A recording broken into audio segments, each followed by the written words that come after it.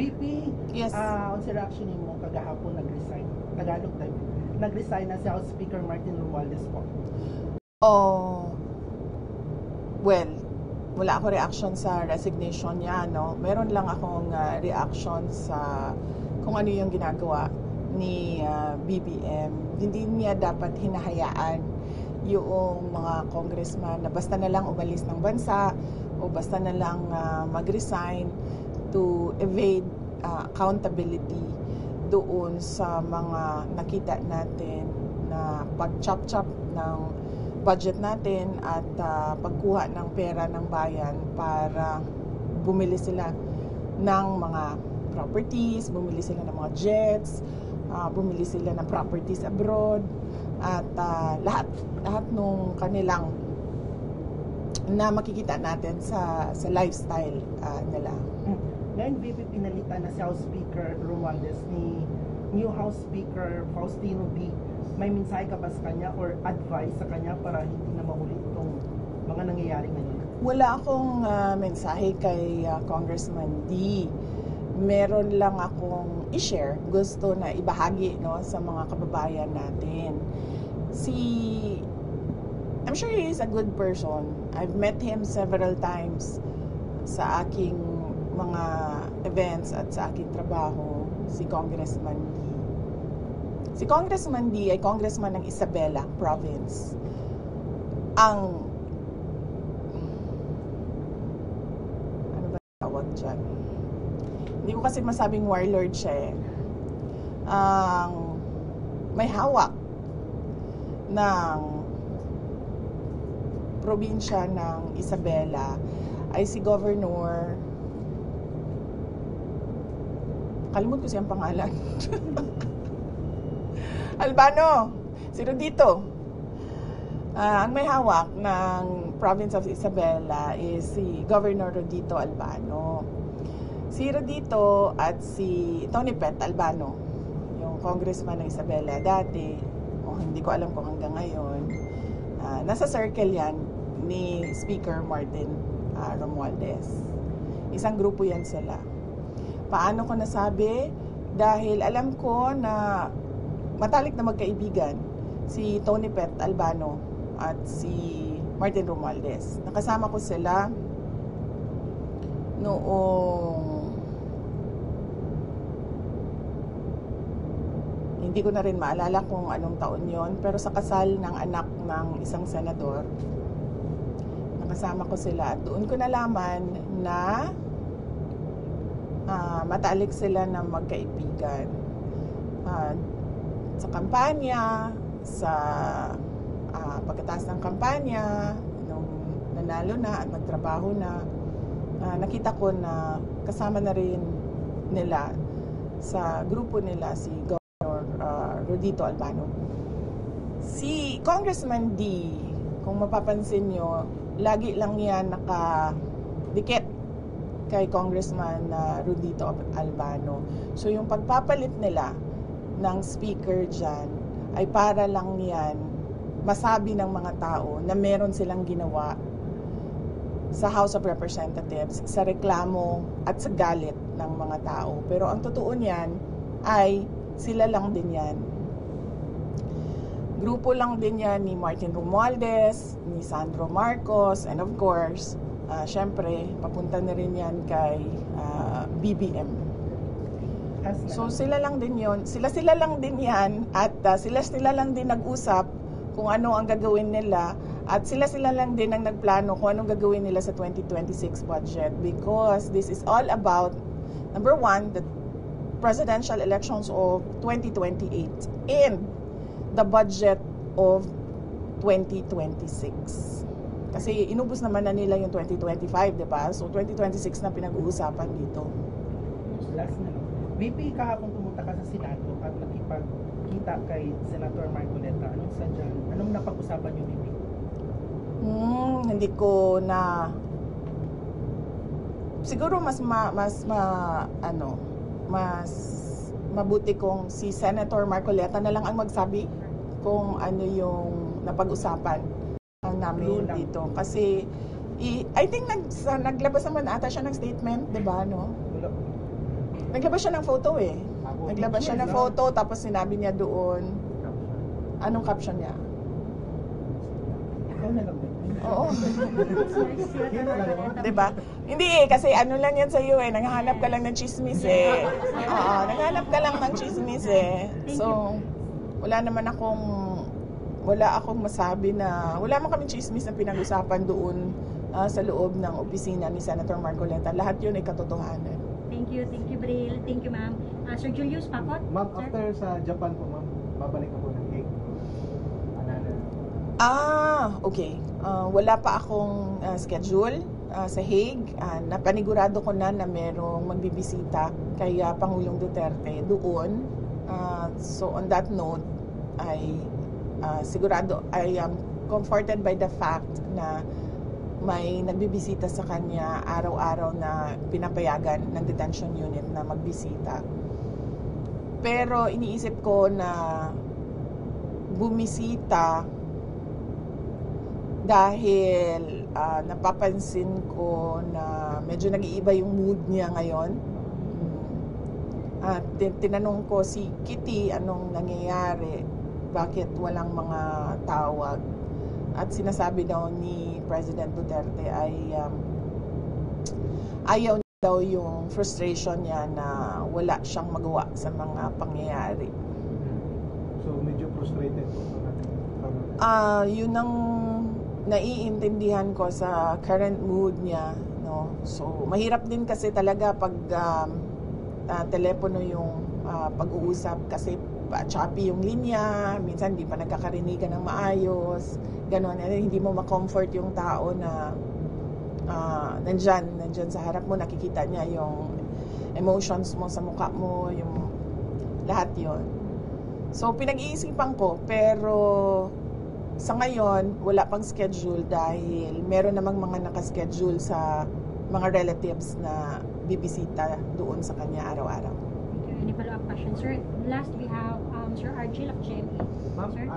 with the recent change ng liderato ng Senate at saka dun sa Congress, ma'am, how do you see the stability ng Congress ngayon sa pagpapalit-palit ng liderato? Definitely, there is no stability at all with regard to our government institutions. Hindi lang ngayon, even before. We saw how they abused the power and the institutions for their gains, no? Hindi lang yan siya ngayon. Matagal na ako nagsasabi, yung budget, walang nakikinig sa akin. Kailangan pa lumubog sa baha yung mga kababayan natin bago merong react na BBM ang pangalan. Even then, hindi pa nagtutugma yung kanyang reaction sa dapat niyang gawin. Kaya really, truly, our economy is not in the very best weather. Ang ating political stability is down to -2, -3, even -10 siguro. Magulo siya kasi unang-una walang vision, walang direction, walang plano.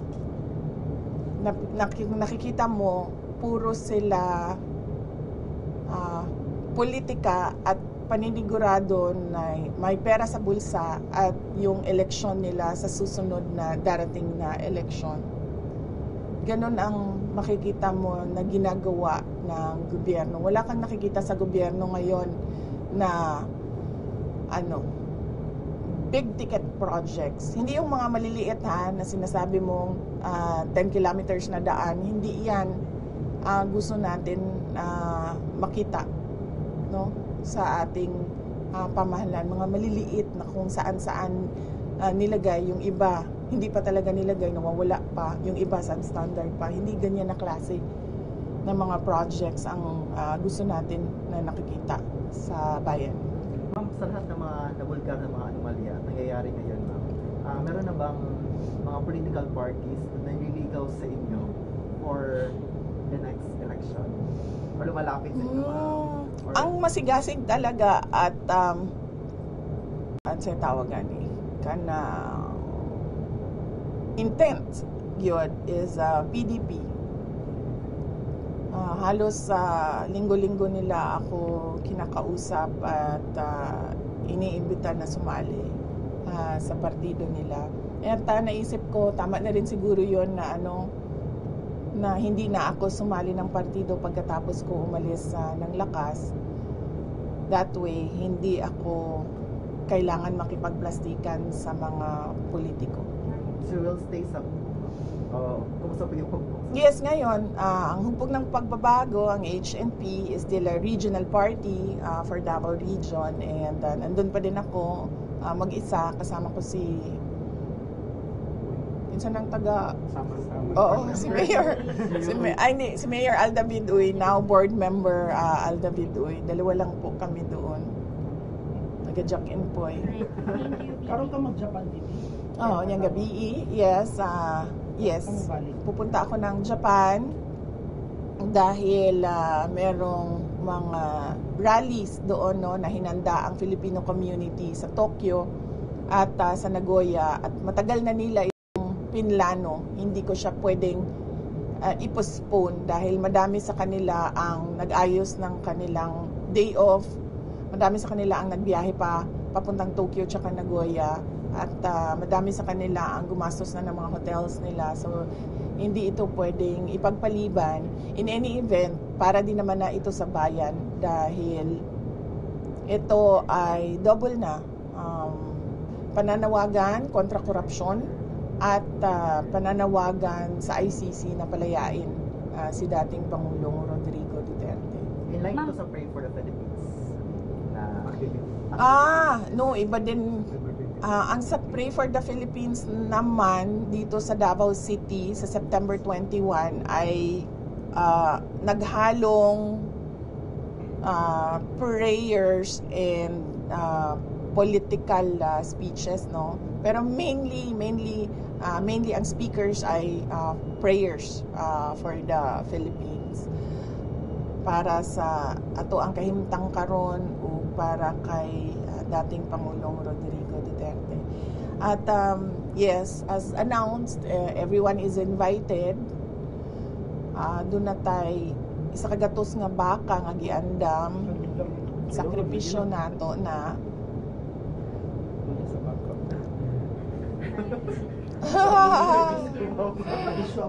kibalo ka anang sa kuan, kibalo ka anang kasi ganinang sa Bible gani, kato gani gibuhat nila nga butang X ang door kay para dili sila maagian sa plague, no? Yes.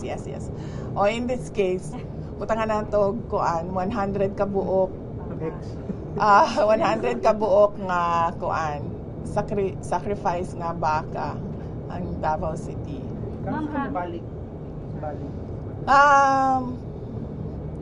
Likely after the kuan. Naalang mi one meeting dito, one Philcom small.